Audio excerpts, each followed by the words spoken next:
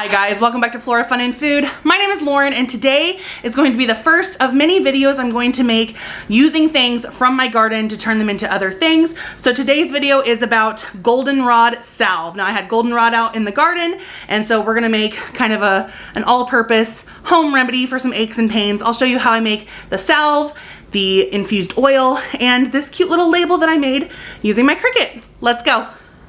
So obviously the first step was to go and harvest some goldenrod. Now I have this growing in the corner of my yard, so it was perfect. Look at all this goldenrod. Ah! Okay, we're gonna go ahead and process this goldenrod. So I'm just taking off the flower parts. You can use the leaves for things, but I'm just gonna use the flowers. And I did want to make sure I left the roots in the ground because they're a perennial and they'll come back next year. So don't dig them up unless you're like moving them. But they'll come back year after year. Now these do tend to bloom at the same time that ragweed blooms. And for a long time, people believed that this plant here was what was causing bad allergies. I grew up thinking the same thing. But turns out ragweed, which looks kind of similar, is the culprit. So this is actually kind of an allergy relief type plant. Like, like you take honey, it kind of helps with local allergies if you have local honey. This apparently has similar effects, but it also has pain relieving qualities. So I'm going to put it in like a balm for your hands or for your body. Now I could have done this outside, but it was so muggy and hot. I just didn't want to be out there any longer.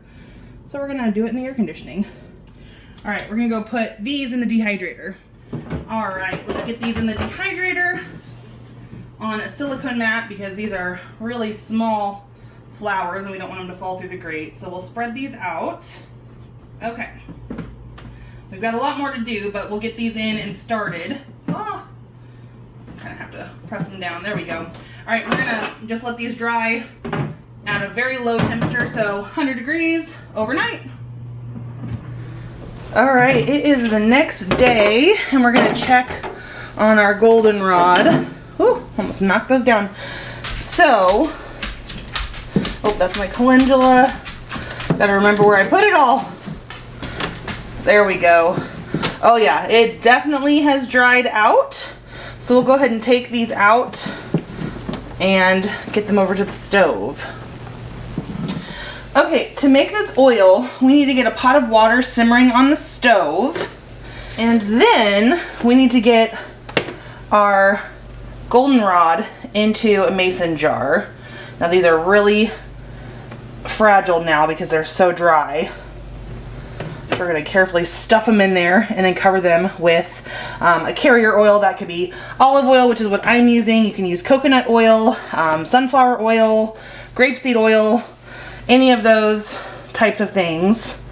But I think olive oil is going to be a really pretty golden color for our goldenrod. And I'm going to fill this jar about halfway full with our dried goldenrod, but I am packing it down pretty heavily. There we go. Just kind of smash that all down. And now we're going to fill the rest of the jar with olive oil.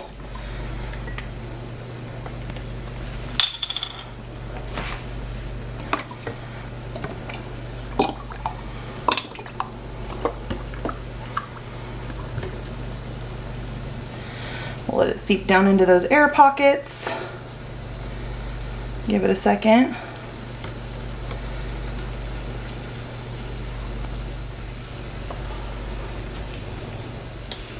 Okay, so now we are essentially going to create our own little double boiler by boiling water and sticking our mason jar on top of the ring.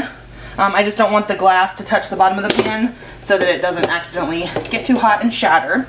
We're also going to stick a temperature probe in here to make sure that our oil doesn't get too hot.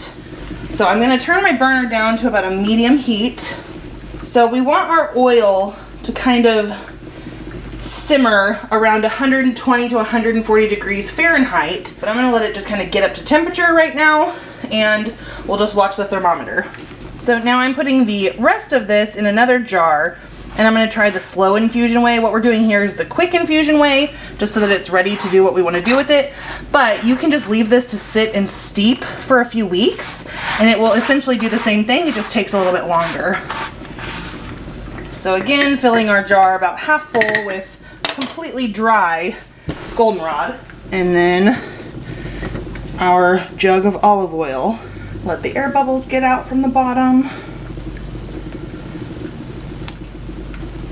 So it looks like our oil that is in our double boiler is at about 110 degrees. So I'm gonna bump this up just a little bit.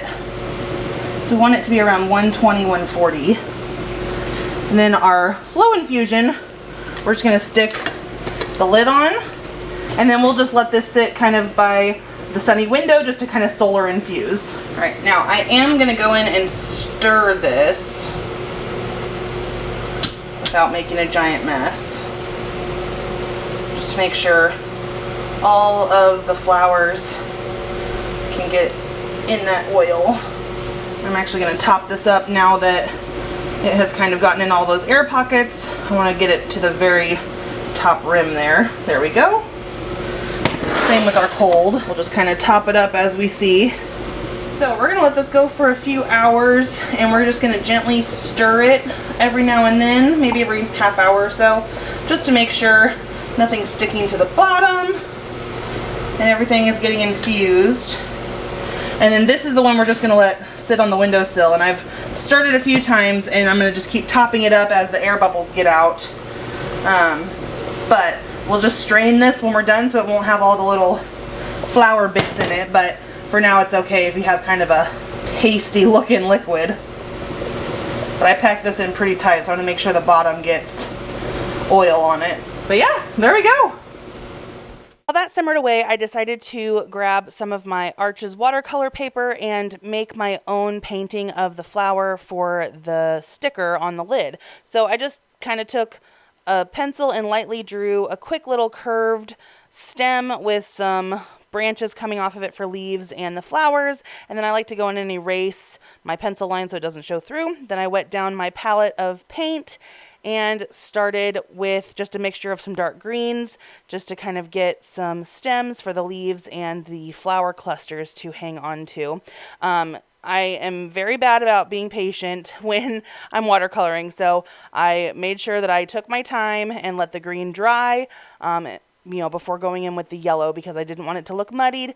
This is going to be super small on like a 2-inch circle sticker, so I wasn't too worried about, massive details, but I wanted to add, a few of the smaller leaves that I saw on my plant outside, and then a couple of the big leaves. But then for the flowers, I decided I didn't need to go in with, the teeny tiny details. So I'm just going to do some kind of blotches of this kind of golden yellow.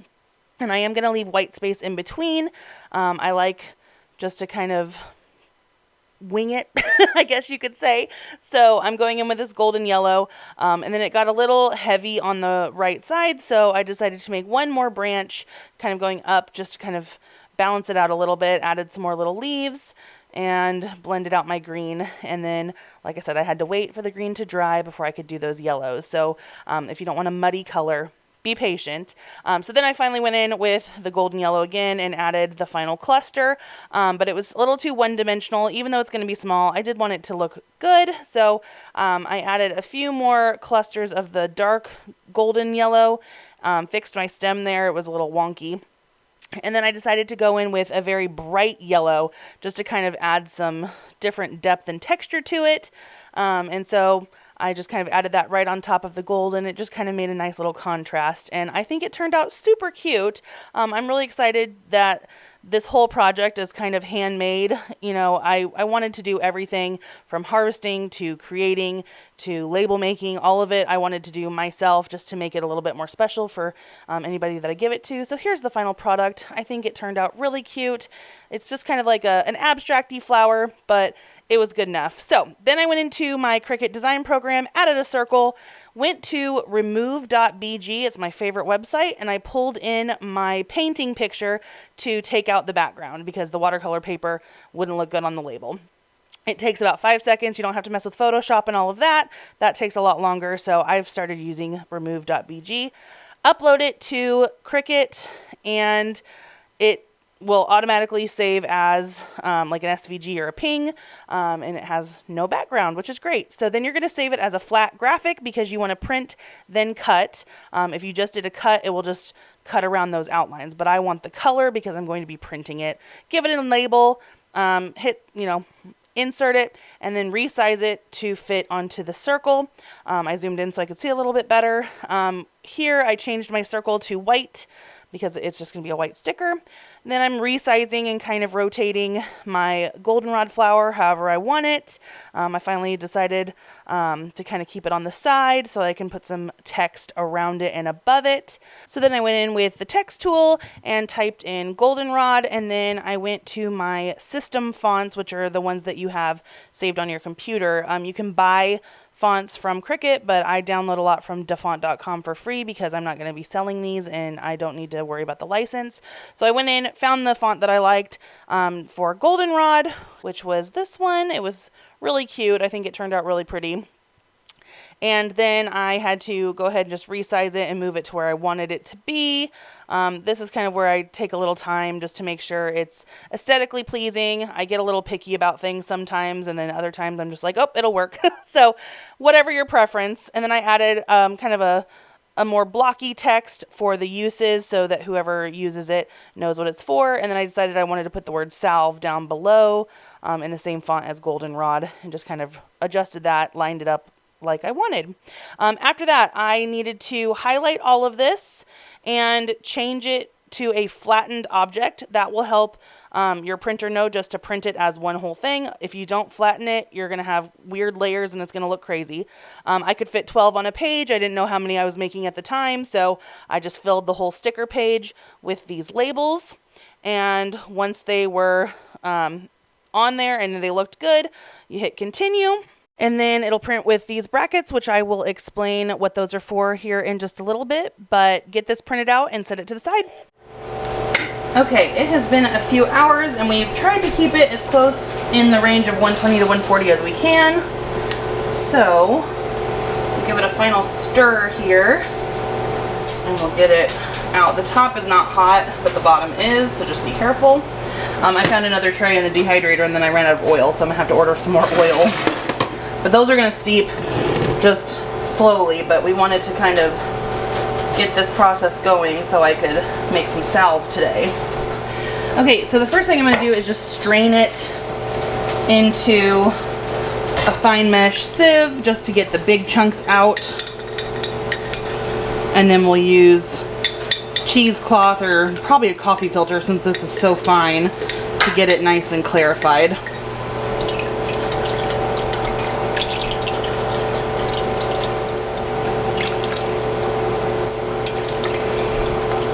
Alright, so I have this coffee filter. I'm going to push it down in and then put the ring back on to hold it a little bit in place.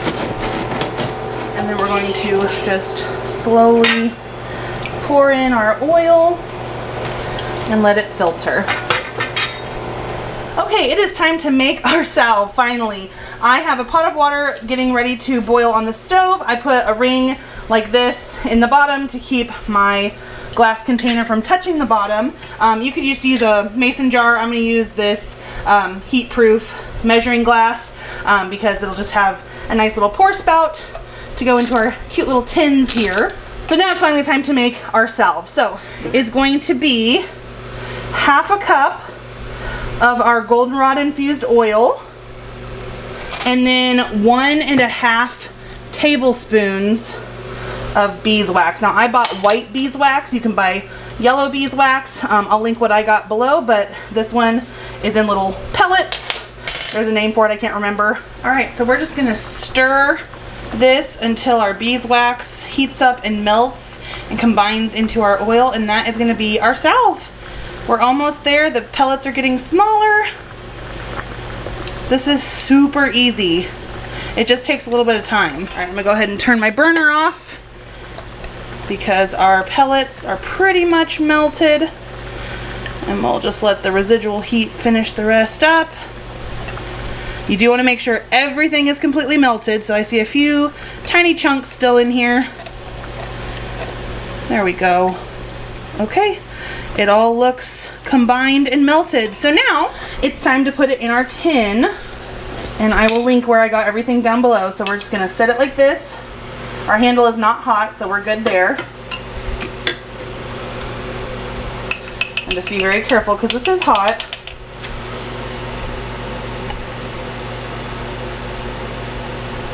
And we're gonna fill it almost to the top, but not all the way.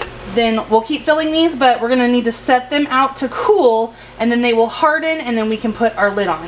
That recipe there gave us 3 of these 2-ounce tins worth of product. So I'm gonna keep making more, but we're gonna let these cool, and I am almost ready to put the stickers on the lids. Okay, while we wait for those to cool, we're gonna go ahead and get our labels cut. Now I printed it out on printable sticker paper by Cricut. Just make sure it's really nice and stuck down. Load our mat. All right, we're gonna select our printable sticker paper as our material. We'll turn on the fast button because it's just cutting circles. Hit our Cricut button and it should be done in no time. So this is really cool. It has this little light where it finds these guidelines. So even if you stick your paper on crooked, it will cut according to where those guides measure up. All right, it knows where the guides are now. So hopefully if I did this right, it should cut all these out into circles. All right, let's pull this out and get these stuck on our labels. All right, let's go ahead and see if we can peel these stickers off the backing. They're a little tricky. All right, here's our sticker. So we'll do our best to center it. Press it down. Look at that cute lid. And there we have it, you guys. We finished up. I have 8 2-ounce tins and then this little jam jar full of Goldenrod Salve. I did mention you can use this for aches and pains, but it also can go on minor scrapes and things. So make sure you're not allergic to goldenrod, obviously, before you try this. But I hope you guys enjoyed this video. If you did, please give it a thumbs up and head over to my channel to subscribe for more content like this. And I hope to see you again very soon. Thanks, guys. Bye.